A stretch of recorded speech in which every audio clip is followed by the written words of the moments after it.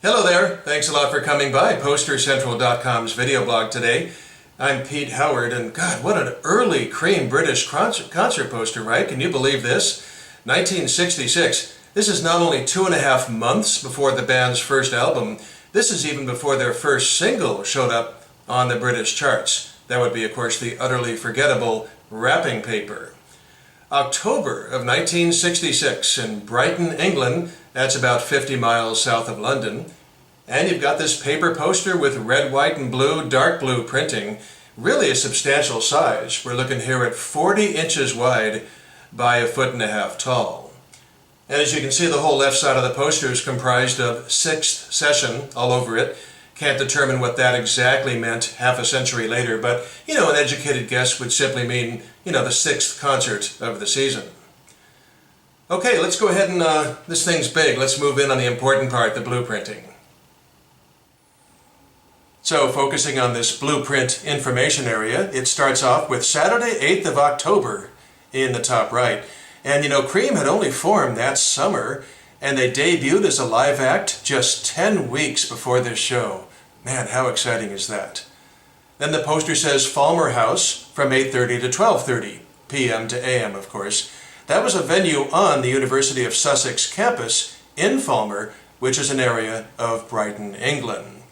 Then you have The Cream, or The Cream, and the wonderful fact the band had to be described. You just gotta love that. With Eric Clapton, Ginger Baker, and Jack Bruce. I mean, how sweet is that? Now, the group did start off as The Cream, not unlike, say, The Pink Floyd at the same time.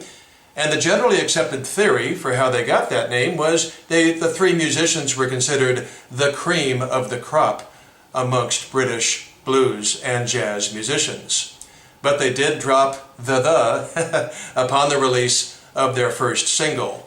And a matter of fact, you can see that transaction with and without the on their very first single, which came out the very month, in fact, of this concert.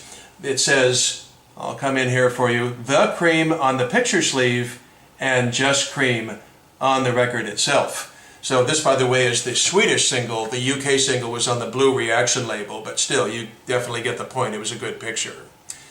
So at this time, the band with the single out was in the middle of recording their first album, Fresh Cream, which would be released in the UK in December and America in January. And it did better in England, went top 10, but just eked into the top 40 in the United States. You probably know the record if you've gotten this far in the video, a mixture of, blues covers and originals. But interestingly, Eric Clapton was not writing anything yet. The originals were penned by Jack and Ginger.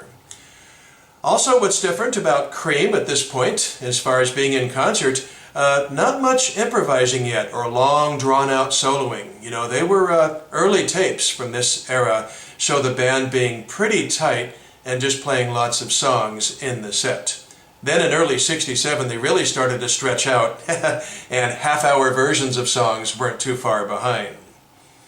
Okay, back to the blueprint here. Right after Cream, you have Tony Jackson and the Vibrations. Well, he was the ex-bass player for the Searchers, in which he had sung lead vocal on their #1 hit, Sweets for My Sweet. His new group, however, managed just one top 40 charting single. Then you got two more support acts on there, Paul Stewart and Russell's Clump. And then, lastly, some general information, bars, late transport, over 18s only, students' cards, and 6 bob as admission. For Americans, of course, bob is slang for shilling or 12 pence. Boy, what a fun early Cream concert poster to show you, the fall of 1966. Totally unheard of in America. Wow. Thanks a lot for dropping by today. It's been a pleasure, and we'll see you again for something soon. Bye-bye.